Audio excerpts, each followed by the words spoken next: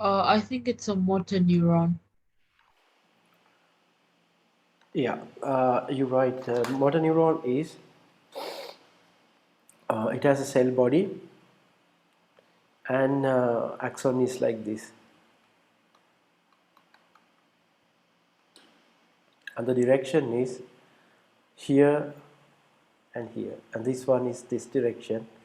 Motor neuron is this direction. So then we can say for this question B, if you identify correctly, you get a 1 mark. Then you say this neuron serve as a motor neuron. Then it connect relay neurons uh, from one side, and axon is connected to the muscles. Then it contract the muscles. That part you can write. This is a motor neuron. It is connected with the relay neuron, and on the other side axon is connected to the muscles. During reflex arc, this neuron helps to make the effector function. It is important for the effector function to make the effector function.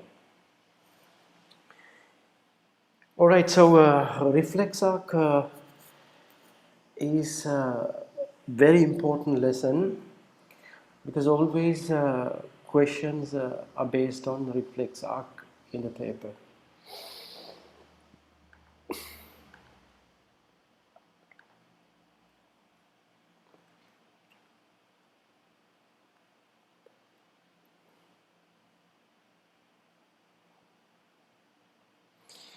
Yes, there are several questions in the worksheets. I think after you complete the notes and go through once again to understand this lesson, then you can write these answers for the questions.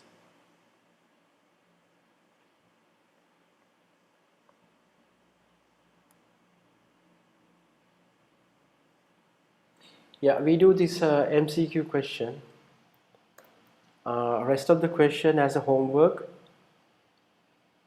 You can start answering once you understand one more.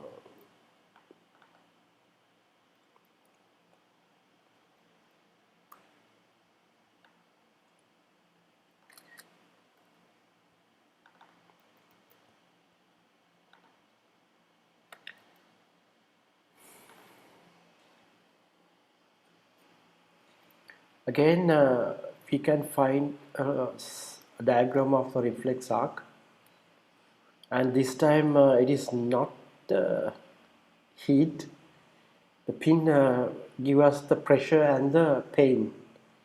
The pin the stimulus, and which give the pain mechanical energy source, and then it's going again the normal reflex arc pathway to the muscle. Which of the following sequence correctly shows the order of cells that an impulse passes through during a reflex action?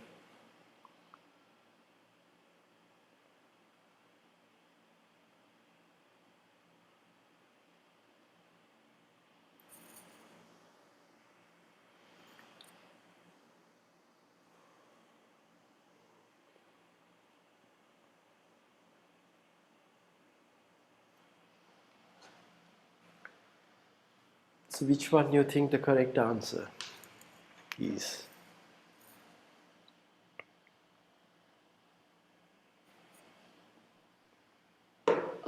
A. So starting with the sensory nerve, Z is a sensory nerve. Then X is relay neurons, second one, and then it communicates with the muscles. Y is motor neuron. So Z, X, and Y. Yes, A is the correct answer.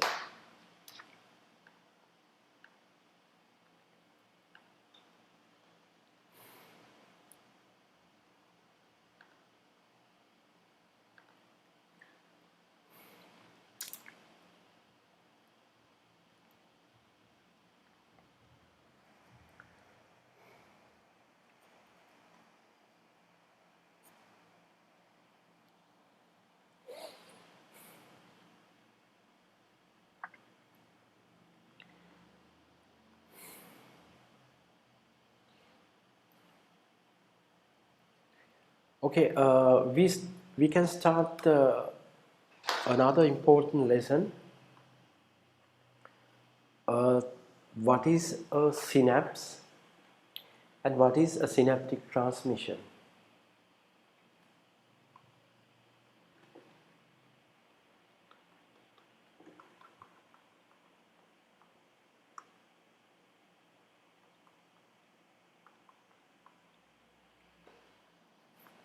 Synapse and synaptic transmission. Right, if we see a neuron, this neuron has a cell body like this, and again a long axon. An axon is terminated like this, and there is another neuron can connect at this point. So this neuron is connected to these dendrites with the axon terminal. Here the dendrites of this. Now the first neuron is called okay, before that we are interested to see what is this gap. Now you see there is no physical connection. There is a gap. So simply we can say a gap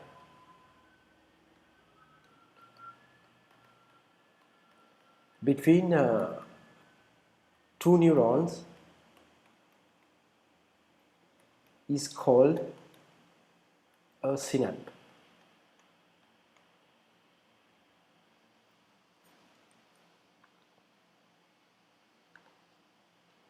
A gap between two neurons is called synapse.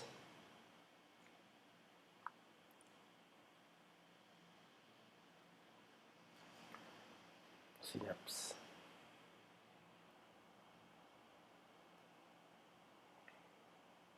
Then first neuron is called before the synapse. That means pre.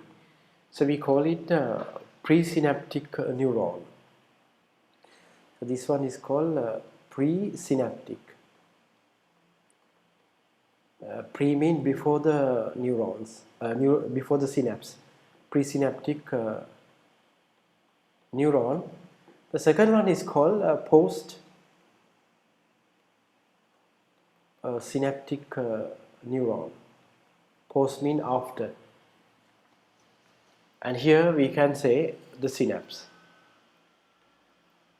The gap is called a synapse. Oh, so presynaptic neuron and postsynaptic neuron communicate with each other through the synapse.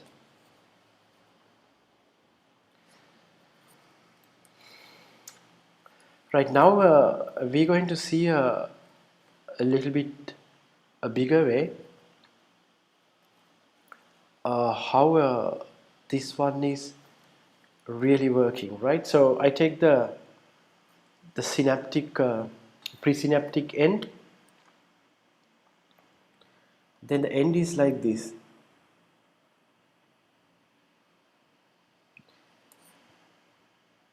Okay, that is the axon. This axon is at the end a little bit getting bigger, and from this side the dendrites, it's also like this, little bit getting bigger, and that's this side is a dendrite, because these are dendrites, and the other one is an axon. The first one we can see dendrite, end of the dendrite, and second neuron, the starting point is dendrite. It's a connection between axon and dendrite.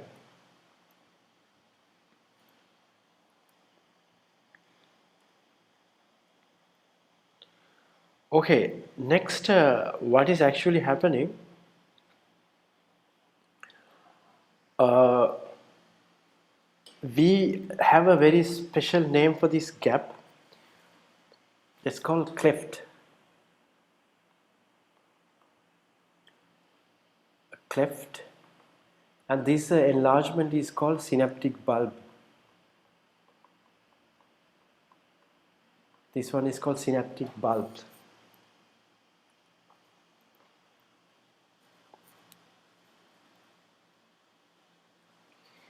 Right, let's see how this works. The impulses which is traveling on the membrane. So when it reaches to the end, the nerve impulses reach to the end of the synaptic bulb. These nerve impulses bring a message. So this message should pass to the other neuron. So first thing is this nerve impulse communicate with the inside of the synaptic bulb, and it actually help to bring a signal, especially to move these small sacs. The sacs are filled with the chemicals. These sacs are filled with the chemicals, and these chemicals are called a neurotransmitter.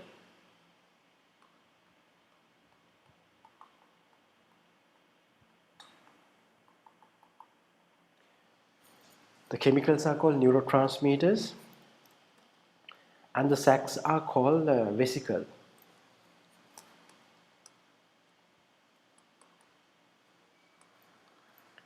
So this is the vesicle, and the neurotransmitters are inside these vesicles. Then these nerve impulses cause movement of these vesicles towards the cell membrane. So it is going to this cell.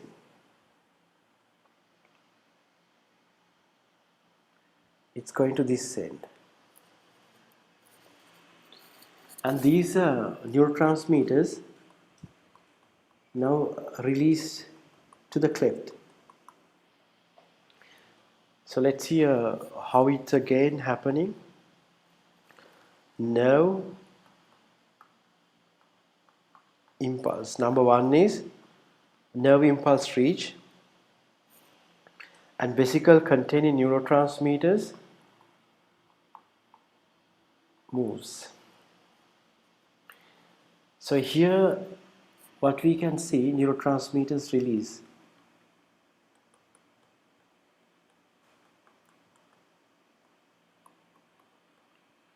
Release to the cleft. After that, this neurotransmitter can bind to the special proteins located on the postsynaptic membrane. Now the neurotransmitters bind. Right, so that's a 1, 2, 3. Fourth one, neurotransmitters NS, just abbreviated NS, bind to protein on post synaptic membrane. The last one, fifth one is, then this can make a new nerve impulse.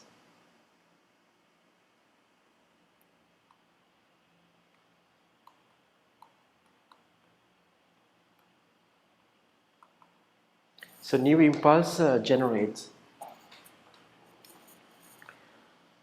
Right, let's go through again the 5 major steps. The synaptic transmission starts with arrival of nerve impulse to the end of the axon. Then this nerve impulse causes release of neurotransmitters in the sacs to the synaptic cleft. Then the neurotransmitter binds to the proteins on the membrane of the postsynaptic membrane, and then it makes a new nerve impulse.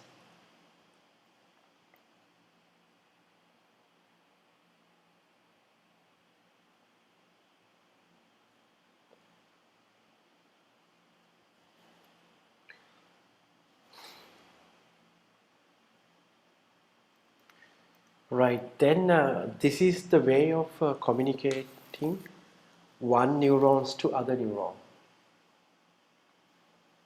So neurotransmitters are very important chemicals. They can link the nerve impulses of one neurons to the other side. So this is the synaptic transmission. Right, next we try to see why this synaptic transmission is important.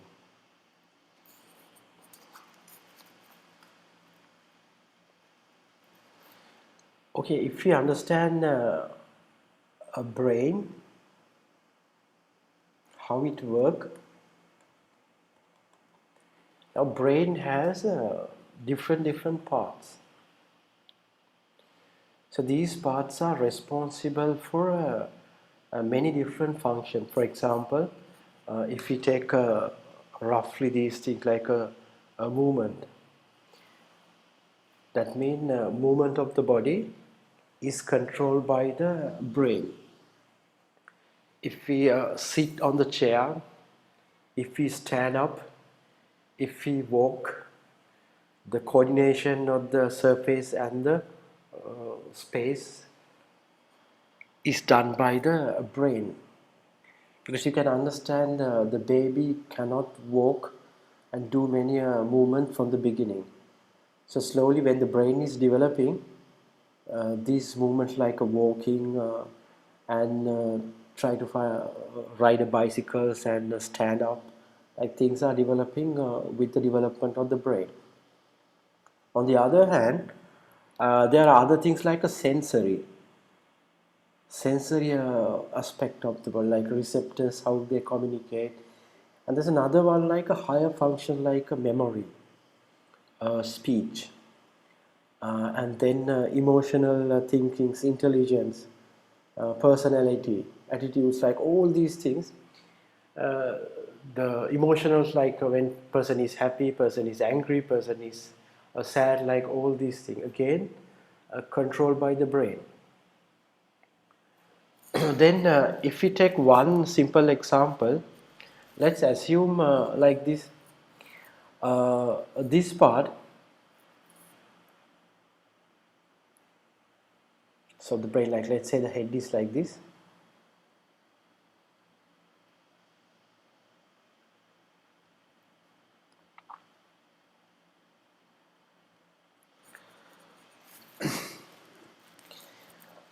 Again, the brain is made out of billions of neurons. So billions of neurons connected to each other with the synapse, and the synapse are very busy place of communication, information from one neuron to another neurons, like that. So let's see these neuron in this area, like this one, another one like this.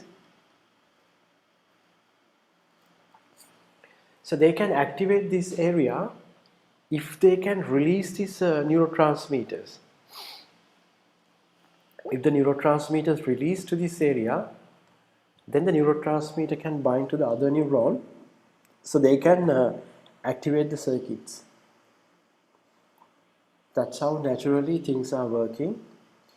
So then this neurotransmitter release bind to the other neurons, many millions of neurons, and they are interlinked with each other, and they can generate some kind of electrical changes, and these electrical changes finally make some kind of effect like a person intelligence or person emotion.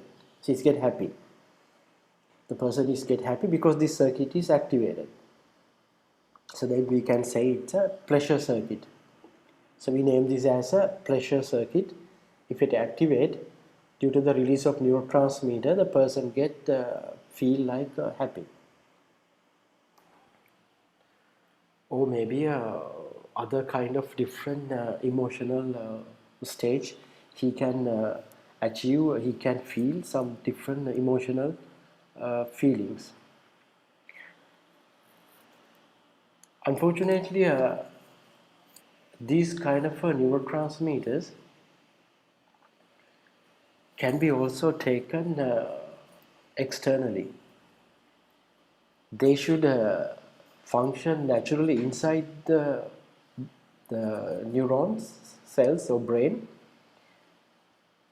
But if a person is taking these neurotransmitter, let's say through a nose as an inhalation, or maybe through mouth, then these pathways can cause actually to move these neurotransmitters to this area.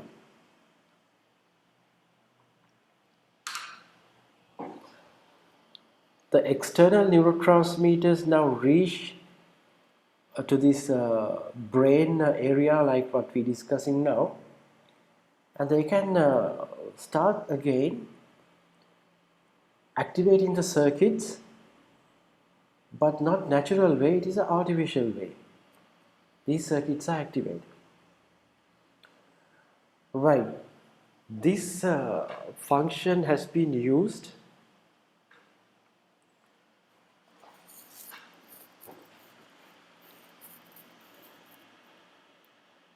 to deliver the neurotransmitters for medical purpose.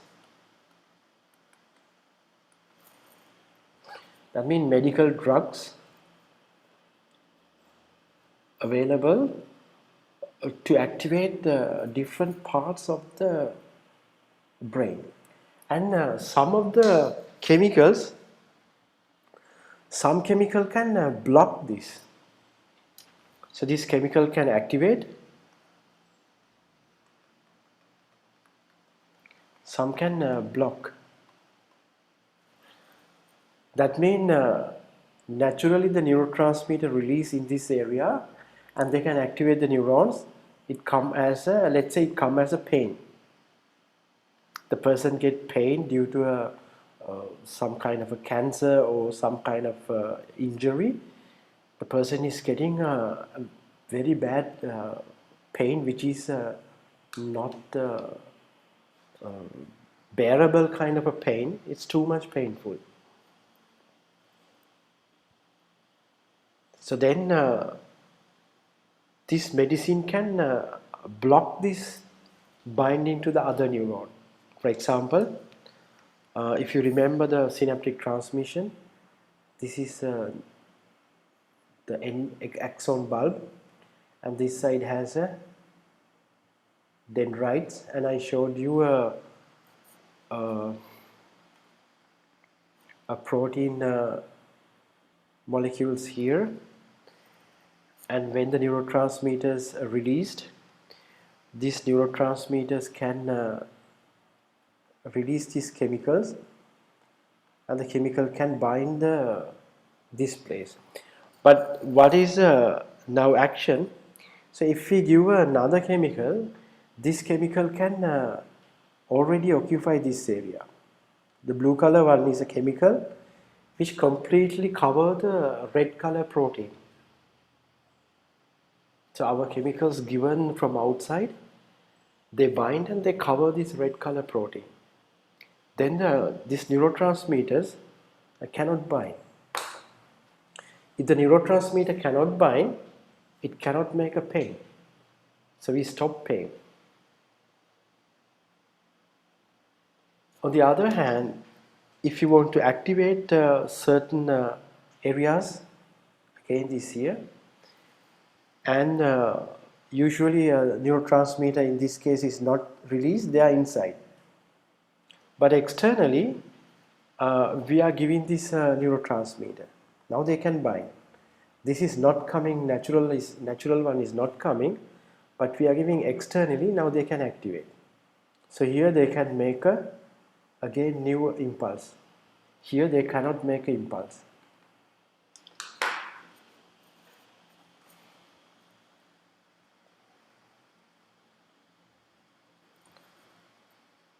Right, now what we can understand, neurotransmitters make the effect. We can block neurotransmitter binding. We can also activate neurotransmitter binding.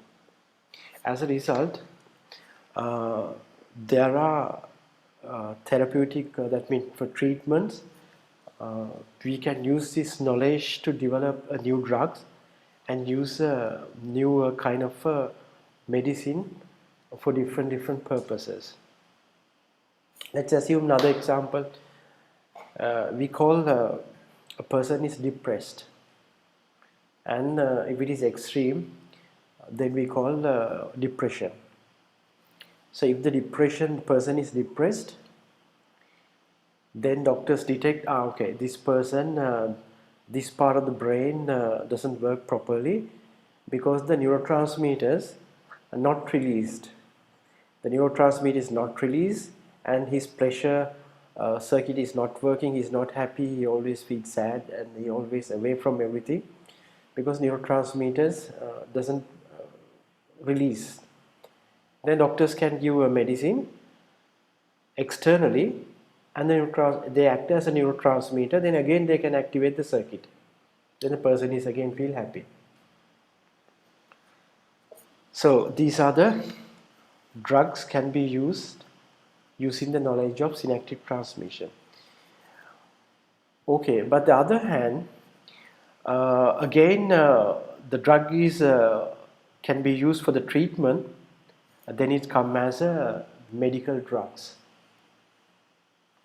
But if the person is used the drug illegally, it comes illegal drug. So that is come under the illegal drugs.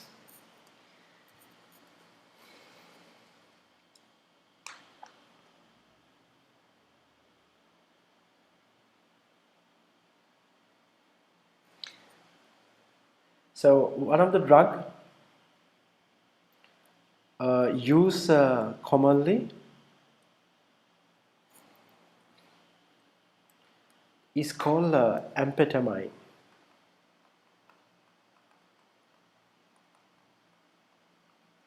So what is this drug? This drug helps to release neurotransmitter, and it increases the brain activity, and the person is more alert. The person is more alert, and person develop the eating the hunger. So person is very weak and not much motivated. Is very lazy, and he cannot eat properly.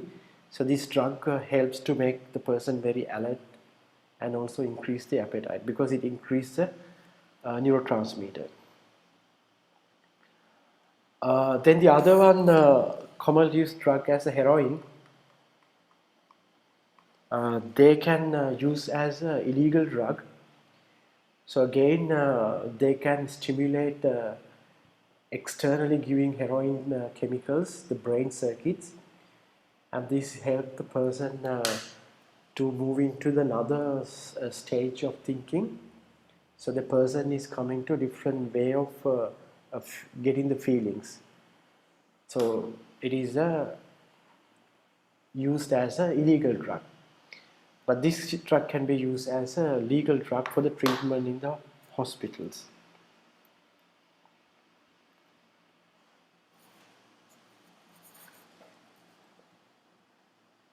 So then this drug, if you look at what is exactly doing, this one is more stopping neurotransmitter work.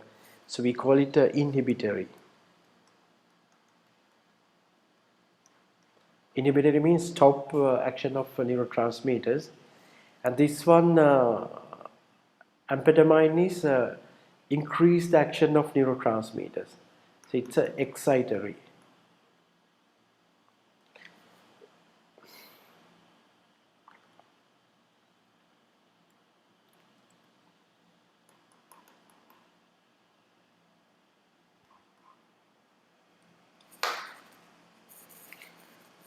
Okay, I think we reached to the end. So we have done a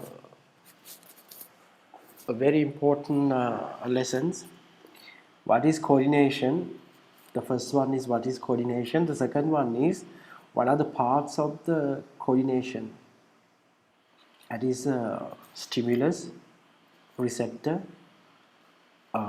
then the effect and response. These are the four important part of the coordination. And then coordination mainly done in two ways, voluntary and involuntary.